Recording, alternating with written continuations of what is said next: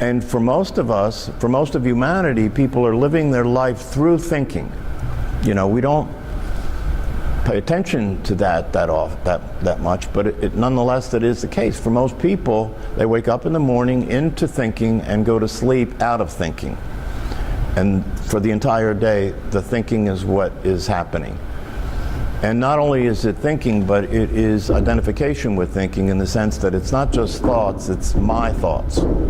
I am thinking. And we grow up in a culture that teaches us that thinking is a way of existing. Thinking is a way of being related to life. Think about it. And so we think that we need to think in order to function in our lives. And when you practice meditation, it becomes possible for you to begin to discover that awareness can know what's happening without it getting processed through thinking. This is the beginning of freedom, you know, when you come to the realization that you can be in a state of being in which you're not thinking about anything and nonetheless you're aware. Yeah. Can I ask about this same thing? There's a difference between meditating and being aware. Is that correct? No. Correct?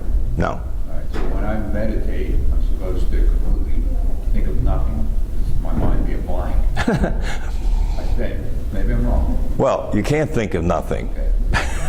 That would be thinking. But when these people are talking through these guided meditations, they keep thinking, I'm sorry, I'm not supposed to do that. Playing with semantics, right? Yeah, but I wish they would be quiet. I'm trying to not think of anything, but when you want to be aware, then I am trying to observe myself. It's, I don't know, a little bit of trouble trying to understand that. Good. I'm on the right track, but... Yeah, good. Yeah, it's like Mooji wants you to put everything aside, but then he keeps engaging your mind by asking you questions. Yeah. Well, no, you see, that's interesting, because if that would be the case, then it's a sham, right? But the reality of it is, and I can tell you this from my own experience, he's asking you to shift from thinking to simply being aware. And it is possible, and that's what I just got done saying, it is possible to be aware and not be thinking. You can be aware of thinking, but you're not thinking. Thinking is happening in your awareness just like everything else is happening in your awareness, right? But the mind will come in and say, wait a minute, and say some of the things that Michael just said, right? And that's part of the process of waking up. You know, you can't wake up and experience yourself as pure awareness, right, by just snapping your fingers. I mean, Eckhart Tolle is one of the few examples that happened, and it happens, but very, very seldom. For most of us, you start to learn about this, and the learning of it is a process of conceptualizing it, intellectualizing it, understanding it in that sense, right?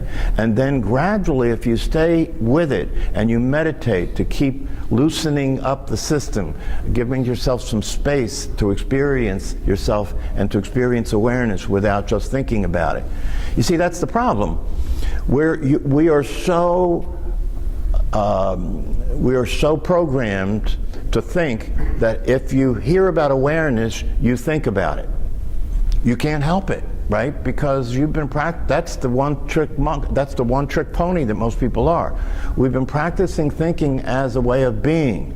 We've been practicing thinking as a way of being, rather than being and allowing ourselves to experience being, which is awareness itself, and let ourselves notice that it's possible to be aware and to know what you're aware of, and you don't have to process it through thought. That's not easy to even comprehend. Nonetheless, it is the case.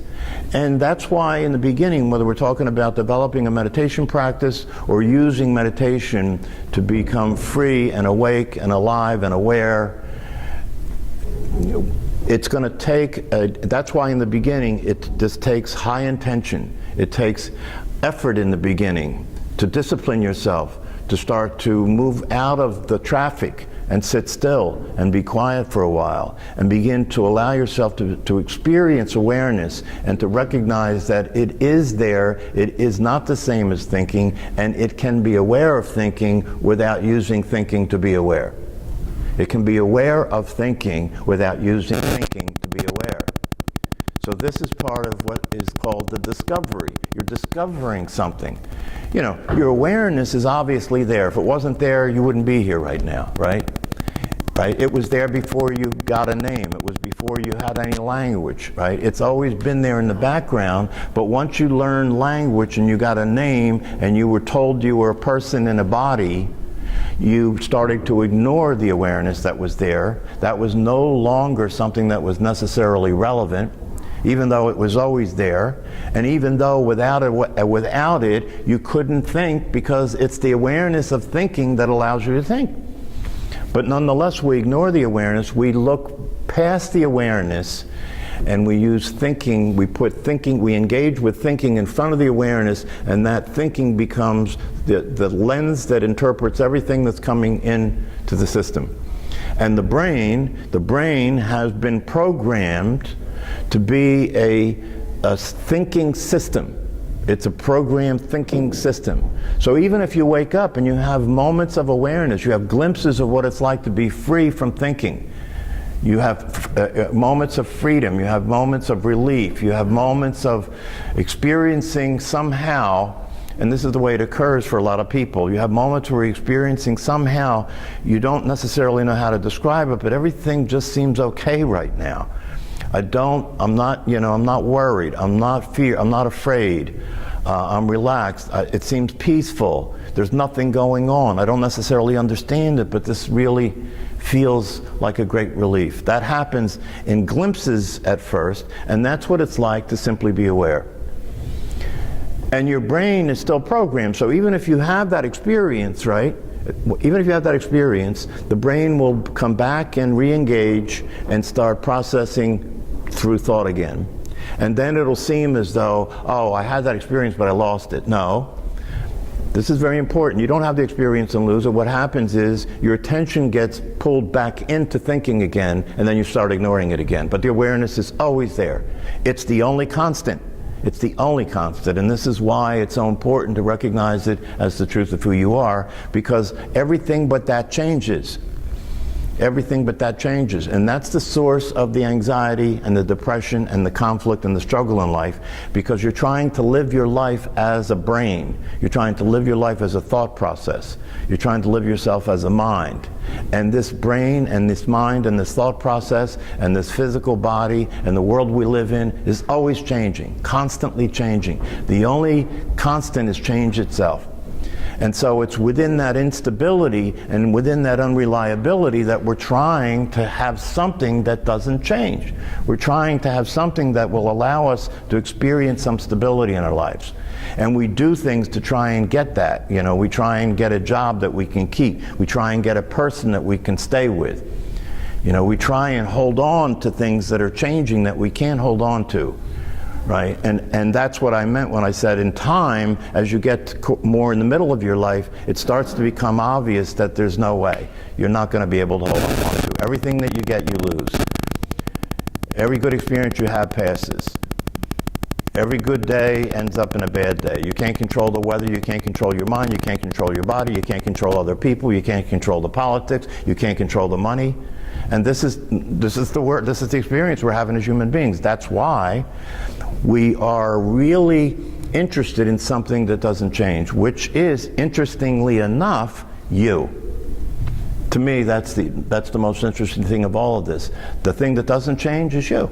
So the isness. What's that? The isness. Yes. I just heard, but in that guided program, I got like the answers kind of from me personally, it just flowed until a couple questions, and I don't even remember the questions, and then towards the end, before the, is it contained? Well, no, it's everywhere, it is what it is, but I don't recall what the questions were, but all of a sudden, I guess that's the programming, there's a block.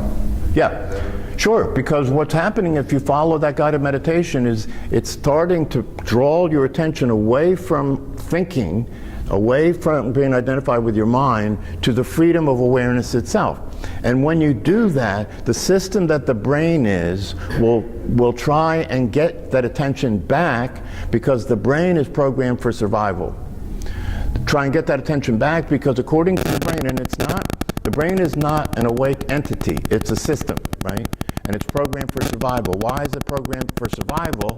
Well, if it wasn't, we wouldn't be here, right? That's the primary program, is survival, right? The problem with it is, what it's having survive is a misunderstanding.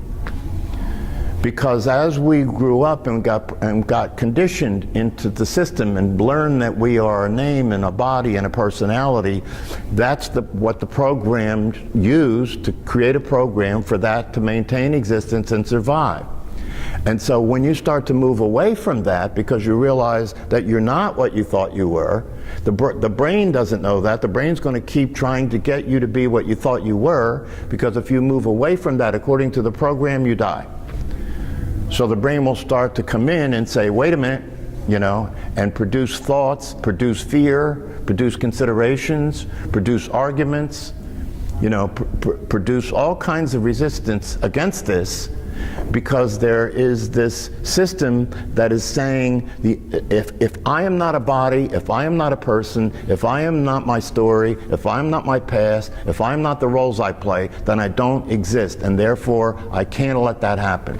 And so one of the things that happens if you really make a commitment to wake yourself up and become the truth of yourself, is that you have to go through a process where you understand that, and then, as you said, Christine, you stop giving it your attention, because the program is trying to keep you in a limited state of consciousness that we call the person or the personality. And so part of the process here that you use meditation for is to develop your ability to stay grounded in awareness, stay as the isness, as he would say, stay grounded in awareness, so as thoughts come, you can recognize that these are thoughts that are trying to pull you back into a limited state, and you don't give that your attention.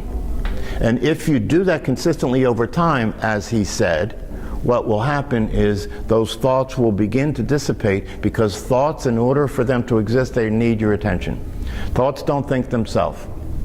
Thoughts need your attention. And if you withdraw your attention because you're not interested in those thoughts, they're not relevant anymore, you're aware of something beyond that, eventually those thoughts will dissipate, because if you don't feed the dog, it'll die. And then the time comes, the time will eventually come where there's a shift, and you are now the awareness itself, and the thoughts begin to readjust themselves to this new reality of your identity, and your brain starts to change. We know neuroscientifically now that that's the case. That we know the brain's neuroplasticity, and we know the brain will change, and the brain will reorganize itself and reprogram itself consistent with who you're experiencing yourself to be as awareness, right?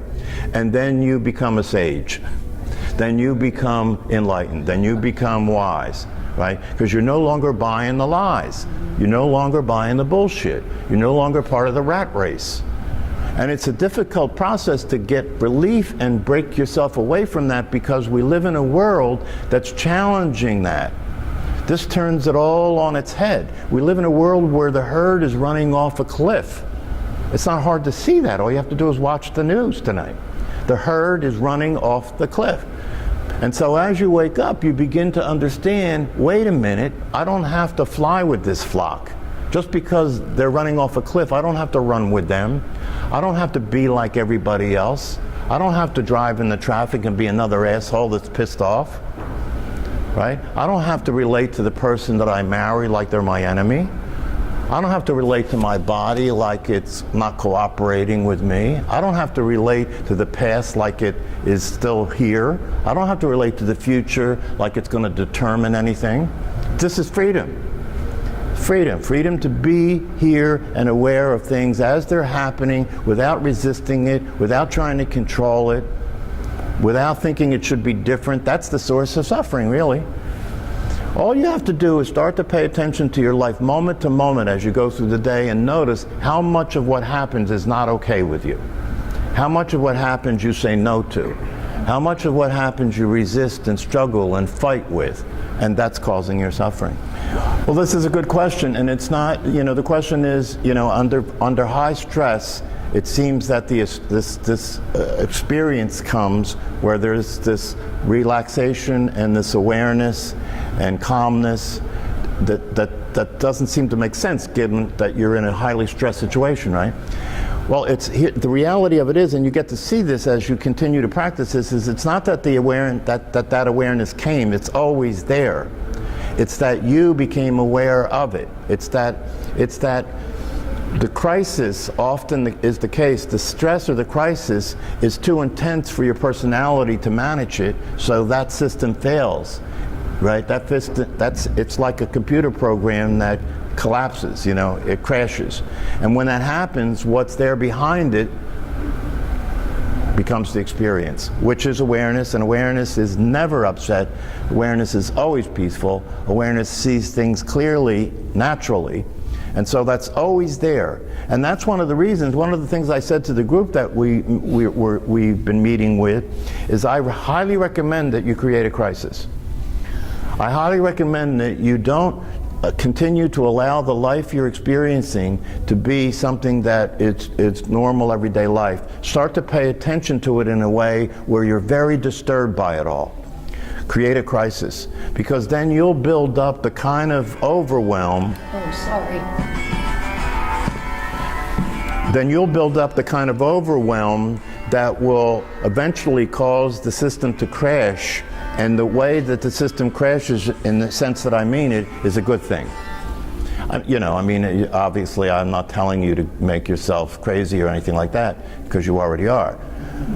I'm simply telling you to pay attention to the reality of your life in such a way where, rather than going along with it and trying to avoid it, you start to pay attention to it and let yourself experience how uncomfortable it is, how discontent it is. How crazy you are, how neurotic you are, what your thinking is like. Feel your body, feel the stress. Have it be not okay to the point where you are totally committed to doing whatever it takes to get free from it.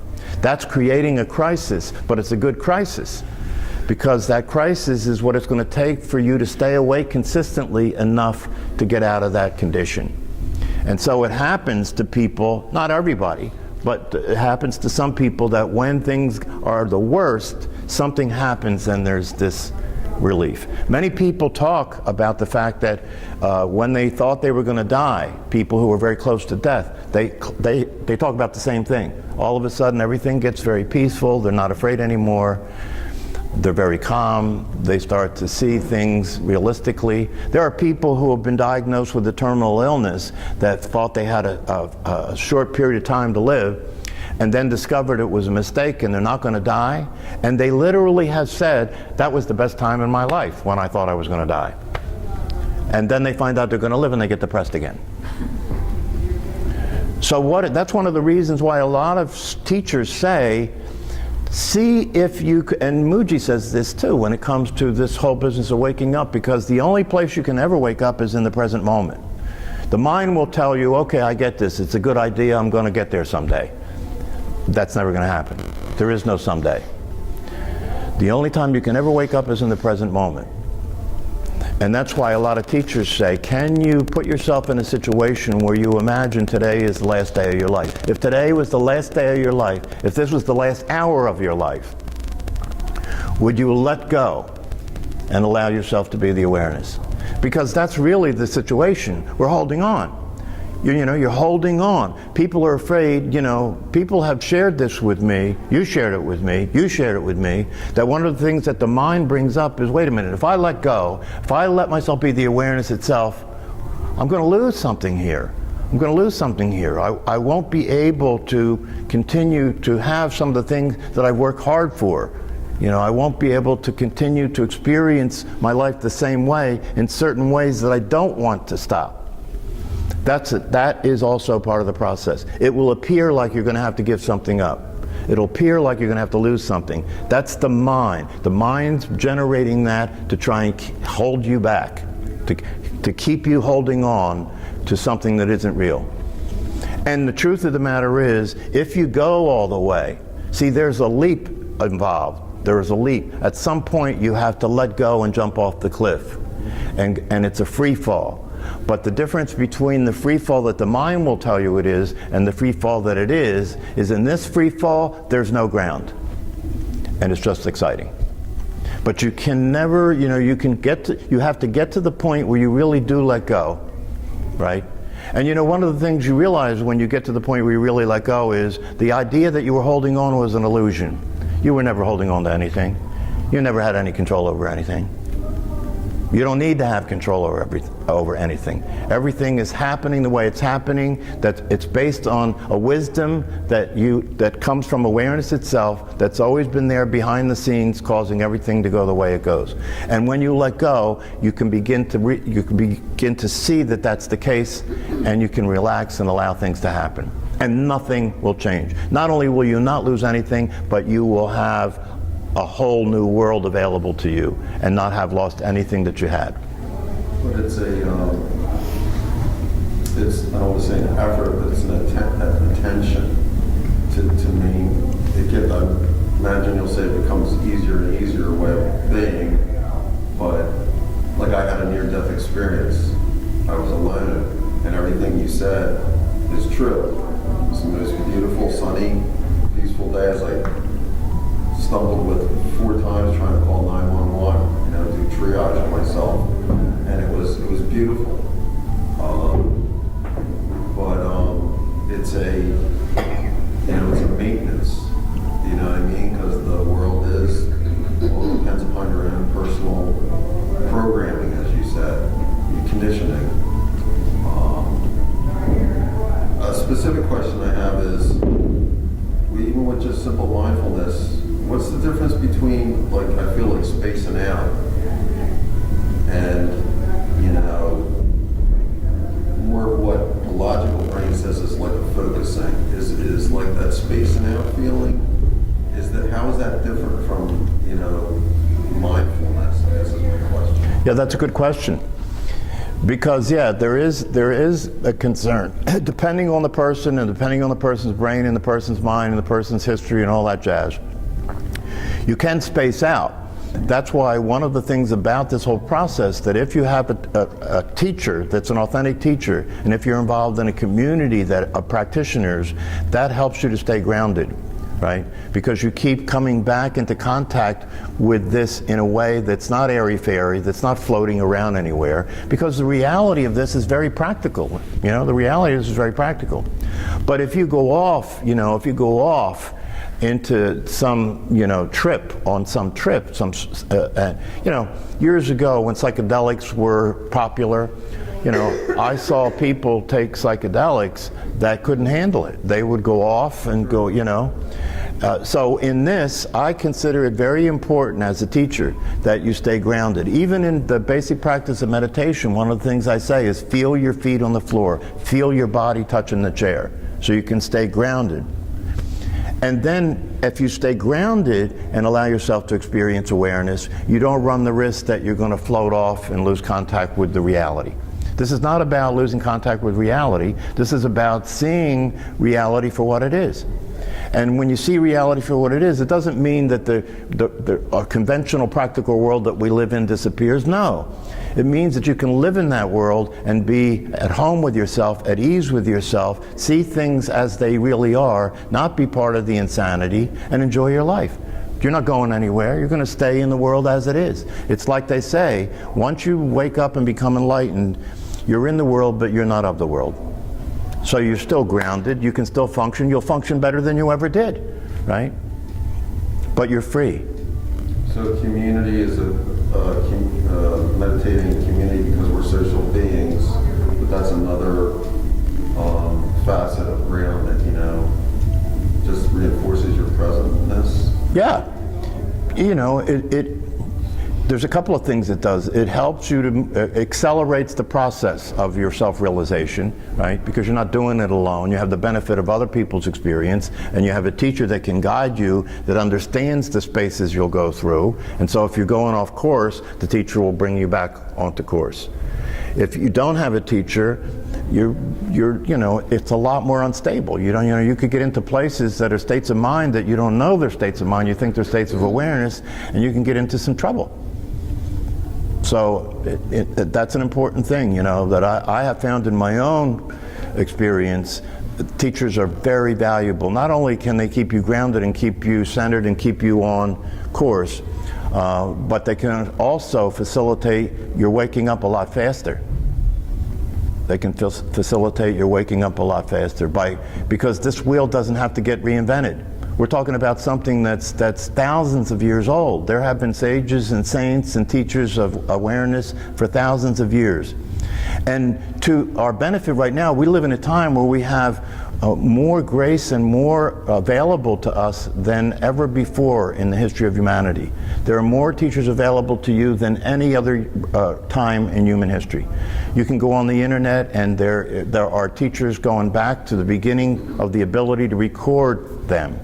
Teachers in India, teachers in this country, psychologists, people that really can speak clearly about this, that can give you a lot of guidance and assist you in the process of waking up. And it's a paradox in the sense, because as I said, you can only wake up now. You can only wake up in the present moment, right? But it takes time to do that. That's the way it is. Because as a human being, you know, you're a time body. You're in space and time. You've lived your life in space and time.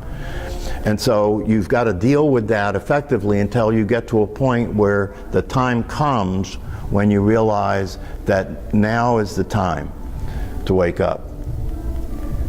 And when that hits and you realize that there is no time, that now is all there is, and it's possible to wake up right now. That's the thing. That's the beauty of all this. That what this teaching says is that it's possible for you to wake up right now. Because why? Because you're already awake, right? But you're not noticing. That makes it pretty easy, right? In the one sense, it makes it pretty easy and simple. In another sense, it's still complicated because your brain will not let that happen. Your brain will continue to bring you into time, continue to bring up your reactions, continue to bring up the way you interpret everything. And you've got to loosen your relationship with that and stop listening to the voice in your head. So that's what takes some time. Okay? So if you're interested in getting on the mailing list, see me. If you're interested in attending the online group on Monday nights, see me. If you're on the mailing list, I can send you the link to that. And I really appreciate your being here today. Have a great day. Thank you.